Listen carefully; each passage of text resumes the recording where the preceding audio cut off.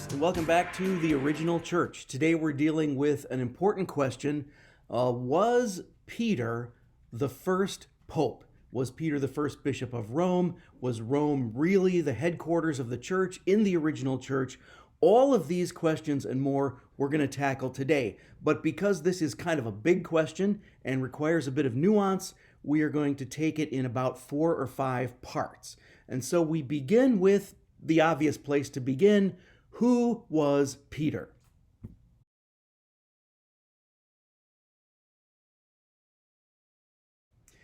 Now, I don't think anyone would argue with the idea that Peter was the leader of the apostles, right? And we can already see that in the text of the New Testament. Time after time, there are examples of places where the other apostles defer to Peter, where Jesus gives Peter special attention. I'll list a few just for examples, but there are more. This is not an exhaustive list. First of all, every list of the apostles starts with Peter. Peter is always listed first. He's the one whom Jesus calls out to walk on the water in Matthew chapter 14. Jesus pays the temple tax only for him in Matthew 17. Jesus makes his headquarters at Peter's house. John lets Peter go into the empty tomb first, and the angel at the empty tomb refers to Peter as the leader of the apostles. Go and tell Peter and the disciples. That's Matthew 16:7. Jesus says that Peter is the one who will strengthen the others when the time comes, and Jesus says that he is specifically praying for Peter. Now, this is Luke chapter 22. Look at verses 31 and 32, and also notice that Satan himself has singled out Peter to try to sift him like wheat. And then, of course, when Jesus and Peter are reconciled in John chapter 21, Peter is the one whom Jesus asks to take care of his sheep, his flock. As we go on, Peter is the one who speaks for the other apostles. He's the one who preaches the first sermon in Acts. He's the one who speaks for the apostles on the question of Jesus' identity. And he's the one who speaks for the apostles when, in John chapter 6, a lot of disciples are leaving Jesus, and Jesus says, "What about you guys? Are you going to leave too?" And Peter is the one who answers, "Where else would we go? You have the words of eternal life." And of course, in Matthew, Peter is called the rock, the foundation of the church. And notice the parallelism here. Peter says to Jesus, "You are the Son of God." And Jesus responds, "You are the rock. You are.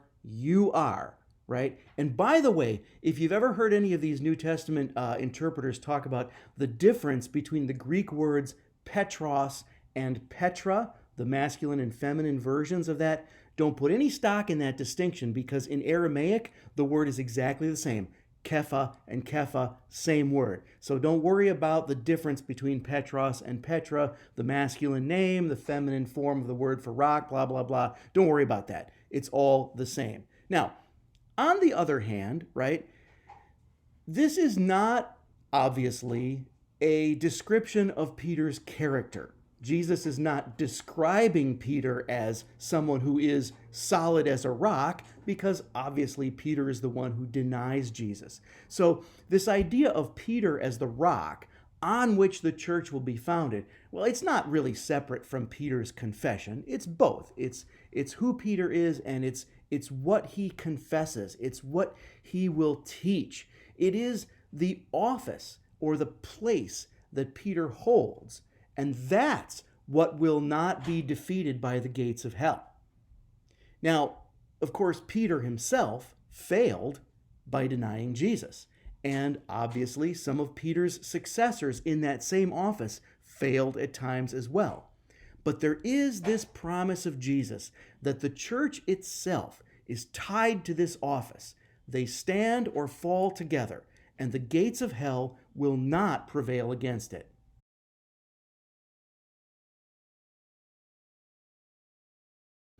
Okay, so we have established that Peter is the leader of the apostles. Everybody has to agree with that. What about Rome? Why Rome? Is Rome, or was Rome, the headquarters of the church? And if so, why?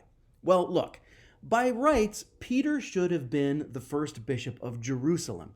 Jerusalem should have been the first headquarters of the church. That's where the church really got started. It should have been Jerusalem, but it couldn't be. Why not? Because God knew that war was coming to Jerusalem. Jerusalem was going to be sacked and destroyed in 70 AD. And again, there was going to be another rebellion in the early 2nd century. And in 135 AD, Jerusalem will be sacked again. And eventually, the Romans will kick all the Jews out of Jerusalem and turn it into a pagan city. So Jerusalem could not be the headquarters of the church. The headquarters of the church had to be moved. Where was it going to be moved?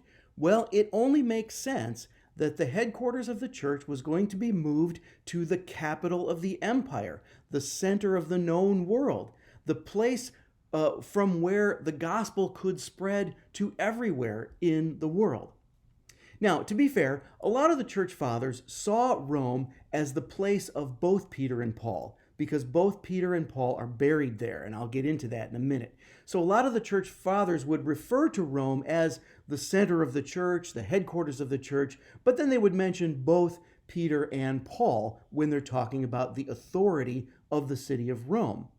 And yet, when you look at the tombs of Peter and Paul, only Peter's tomb shows evidence that people wanted to be buried as close to Peter's tomb as possible. And so if you were to see, if I could show you a diagram of the archaeology around Peter's tomb, you would see other burials trying to get as close to it as possible. And as far as I know, there is no evidence of anything like that at Paul's tomb, right? So there's no question that Peter is the leader of the apostles, and there's no question that Rome is the headquarters of the church. But is Peter really the first bishop of Rome?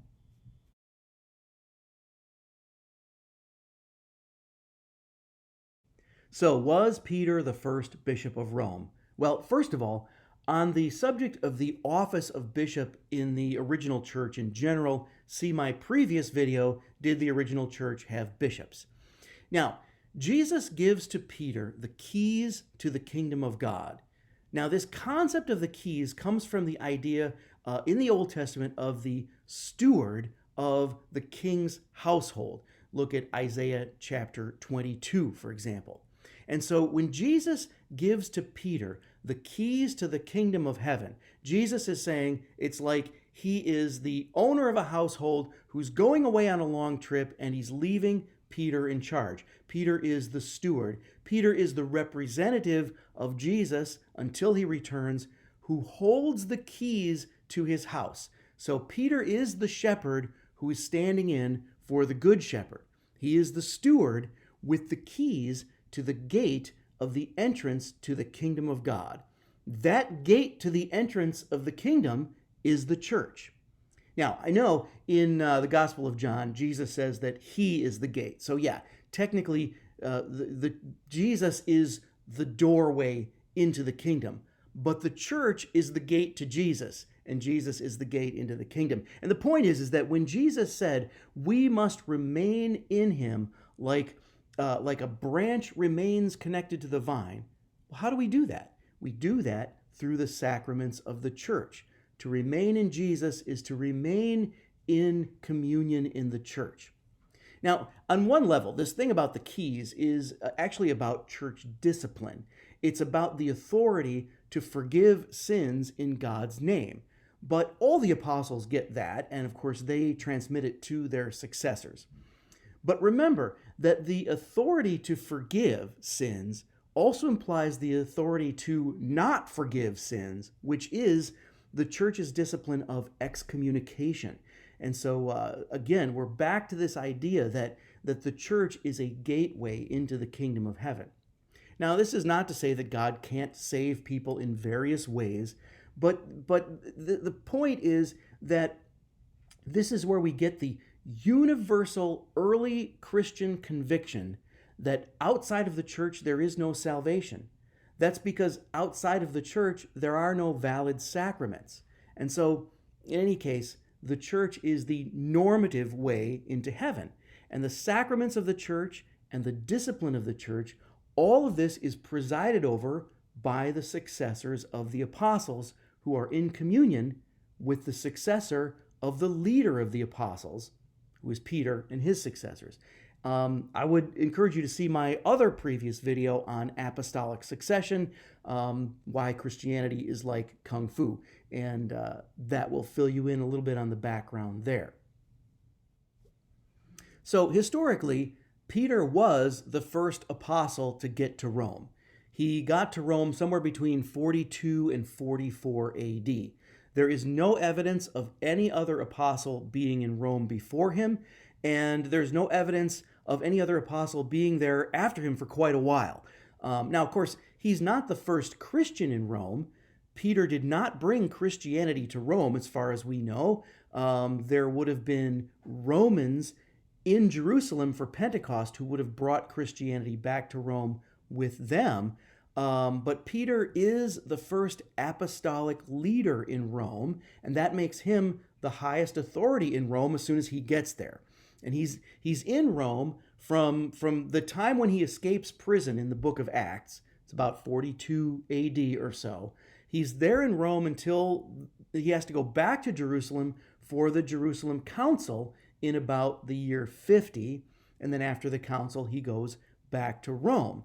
And it's interesting because even Luke, Paul's disciple, when he's writing the book of Acts, he talks more about Peter than he does about Paul up until the time when Peter leaves for Rome, and then we lose track of him in the book of Acts. So Peter is in Rome, and he's there for a good 16 to 18 years before Paul gets there, minus the travel for the Jerusalem Council. Now, that brings up the question, why doesn't Paul address his letter to the Romans to Peter? Or why doesn't he even mention Peter in that letter? And I think it's because Paul is still trying to kind of assert his own place as an apostle, in spite of the fact that he didn't really know Jesus during his earthly ministry. But Paul writes this letter to the Romans in about the year 57 AD. He doesn't get to Rome until about 60 AD, and then he's under house arrest when he gets there. And so all of this time, from when Peter gets to Rome in about 42, 44, up until the time Paul arrives in about 60, Peter is the one and only apostle and apostolic authority in Rome. And I want you to notice this. In 1 Corinthians chapter 3, verses 10 and 11, Paul says that he laid the foundation of the church in Corinth. He is claiming to be the apostolic authority in Corinth because he founded the church there. He says he laid the foundation in Corinth. But in Romans, in the letter to the Romans, chapter 15, verse 10, he uses that same Greek word, foundation, right, to say that someone else is laying the foundation in Rome. Someone else is the apostolic authority in Rome. So Paul is admitting he is not the apostolic authority in Rome, and he doesn't want to step on another apostle's toes. This is what he says in the letter to the Romans. This is why he says he's not coming to Rome yet. He doesn't want to step on Peter's toes. It can only be Peter that he's referring to, even though he doesn't name him. Now, while Peter was alive, the terminology for the church offices was in transition. And again, see my other video on the office of bishop in the original church. But by the late 1st century, they were experimenting with a title for bishop. The bishop was being called the high priest. Clement of Rome calls himself the high priest of Rome. He refers to himself as that, and he claims authority as the high priest of Rome over the Christians in Corinth. So Clement of Rome, in his letter, claims to be a universal Christian authority. So Peter held that same office that Clement held only earlier. Was Peter the high priest of Rome? Yes, he was, because he was the original apostolic authority in Rome. And as I indicated earlier, we know that Peter's tomb is in Rome. It has always been there. There is no reliable tradition of Peter's tomb being anywhere else, and there is no reason to doubt the known site of Peter's tomb. In case you're not aware, it is directly under the main altar in the Basilica of St. Peter's in the Vatican.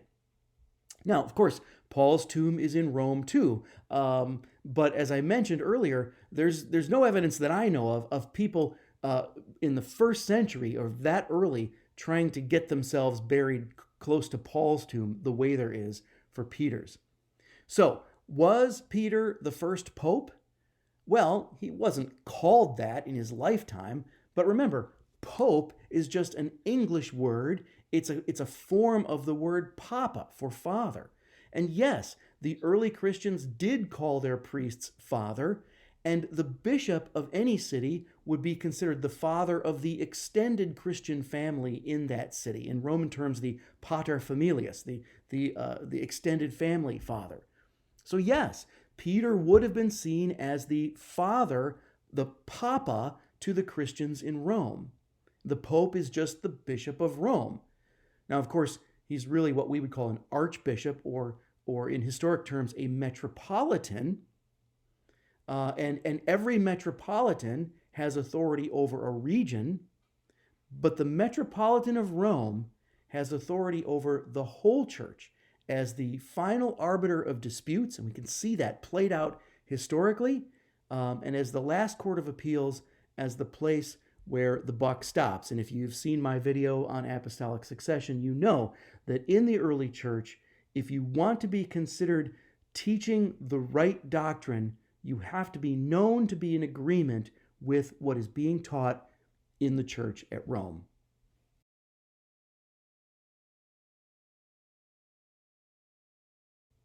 Okay, so it's one thing for a pope like Clement to claim authority over other bishops and other areas in the church. But did the bishops outside of Rome, did the other bishops see Rome as an authority? Well, this is kind of a well-traveled path, and I think this stuff is pretty well known, so I won't spend a lot of time going over familiar ground, but I'll just mention a few examples. Irenaeus of Lyon, Bishop of Lyon in Gaul, we call it France now, at the end of the 2nd century, in the context of talking about apostolic succession, he calls Rome that very great, very ancient, and universally recognized church. He says it's founded and organized by both Peter and Paul. And of course, again, that's that sort of patristic recognition that the tombs of both Peter and Paul are in Rome. But the point is that Irenaeus says it is a matter of necessity that every church should agree with this church on account of its preeminent authority. That's Against Heresies, Book 3, Chapter 3. Pope Victor, at the end of the 2nd century, was regarded by other bishops as having the authority to excommunicate Eastern Christians. This was over the issue of when to calculate the date for Easter, and he was eventually talked out of it. He did not excommunicate Eastern Christians, but other bishops believed they had to talk him out of it because they believed he did have that authority. Tertullian, at the turn of the 3rd century, he also admits Rome's authority. He holds up Rome as the place from where the gospel flows, the place from where the authority of the apostles comes. He says, "How blessed is this church on which the apostles poured forth all their doctrines along with their blood." Now again, he's talking about Peter and Paul, and this is in his Prescription Against the Heretics, chapter 36. But again, this is talking about the necessity for the bishops of other cities to be in agreement with what's being taught in Rome, the Bishop of Rome, the successor of Peter. Now, there's a big controversy between St. Cyprian of Carthage, bishop in North Africa, and St. Stephen, the Pope, the Bishop of Rome, in the 3rd century, over rebaptism. And this controversy goes on throughout the whole controversy over Donatism, where St. Augustine takes Rome's side. And so in these controversies, Rome always sort of wins in the sense that eventually everyone has to recognize that what's being taught in Rome is correct, and anyone who's teaching something else, like rebaptism, are going to have to correct themselves to fall in line with Rome. Cyprian, he even admitted that, you have to agree with Rome, even though he didn't like it. And he would want to say, you have to agree with Rome on matters of doctrine, but maybe not on all matters of practice. But even he would admit that if he wanted to criticize another bishop, he criticized the Bishop of Arles. If you want to criticize another bishop, you have to go to the Bishop of Rome to get the Bishop of Rome to remove this other bishop from office. Check out Cyprian's letter number 68 on that. Okay, all four of the first four ecumenical councils assume or affirm that Rome is the primary church. Nicaea, Constantinople, the Edict of Thessalonica in the year 380. This is where a Roman emperor declares that Christianity is going to be the official religion of the Roman Empire. How does he say that? He refers to Christianity as the religion that's taught in Rome by the successors of Peter. In the Council of Ephesus, it is Pope Celestine who gets to say who will chair the Council of Ephesus. At the Council of Chalcedon, it is Pope Leo who is acknowledged as the authority from Rome, and so he is instrumental in how that council turns out. And so all this is to say that the overwhelming consensus of the Church Fathers is that to be in the universal Christian church is to be in communion with Rome, and that Rome is the last court of appeals. It's all tied up with the doctrine of apostolic succession. And unlike every other metropolitan in the history of the church, Rome has never had any heresy. Rome has never had any heresy to embarrass the Church of Rome, and this is Jesus keeping his promise that the church at Rome will never go off the rails. The gates of hell will not prevail against it. Now, were some of the popes corrupt? Yes, of course, but you know that. But even when when a particular bishop of Rome was corrupt, the office of the Bishop of Rome was never corrupted. Even when the popes moved to France and tried to move the whole business to Avignon, the teachings of the church were never corrupted by them. And so the church at Rome never taught heresy. Did Alexandria have heresy? Yes. Did Antioch have heresy? Yes. Did Carthage have heresy? Yes. Did Constantinople have heresy? Oh, yes. Did Rome ever teach heresy? No, it did not.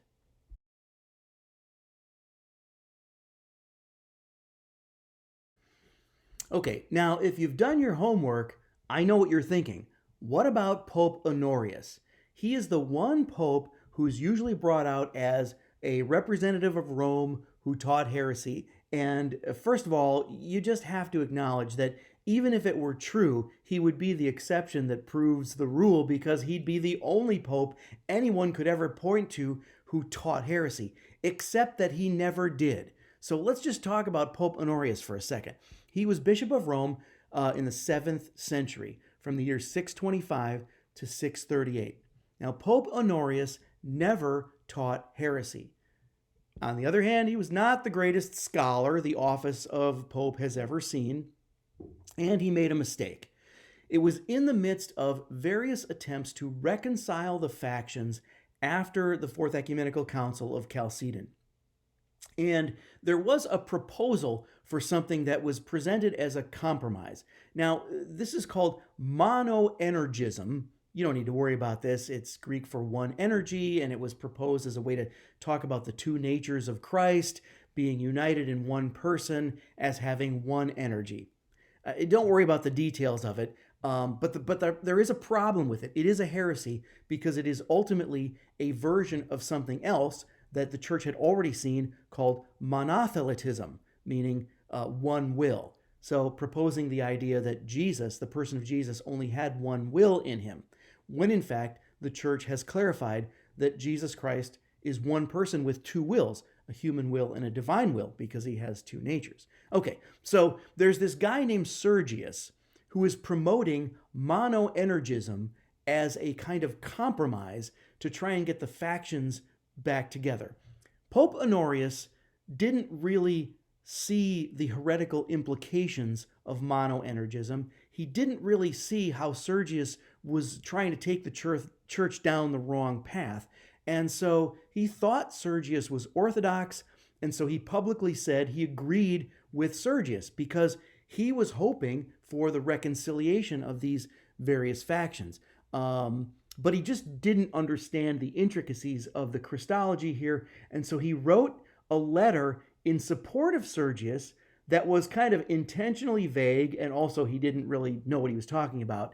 And in the Eastern Church, they declared him a heretic for supporting Sergius. And, I get it because Sergius was going down the wrong path. He was, Honorius was actually declared a heretic at the Sixth Ecumenical Council in the year 681. But notice, this is well after he's long gone. And unfortunately, later popes were forced, for political reasons, to accept the canons of the Sixth Ecumenical Council, including this declaration of Honorius as a heretic. But the truth is, Honorius never taught heresy. He died before he could defend himself or even really learn what the issues were. And to this day, Pope Honorius is still honored in the apse mosaic of the Church of San Agnese in Rome. So Honorius, it's a sad story, but he wasn't a heretic, never taught heresy, and in fact, Rome never taught heresy.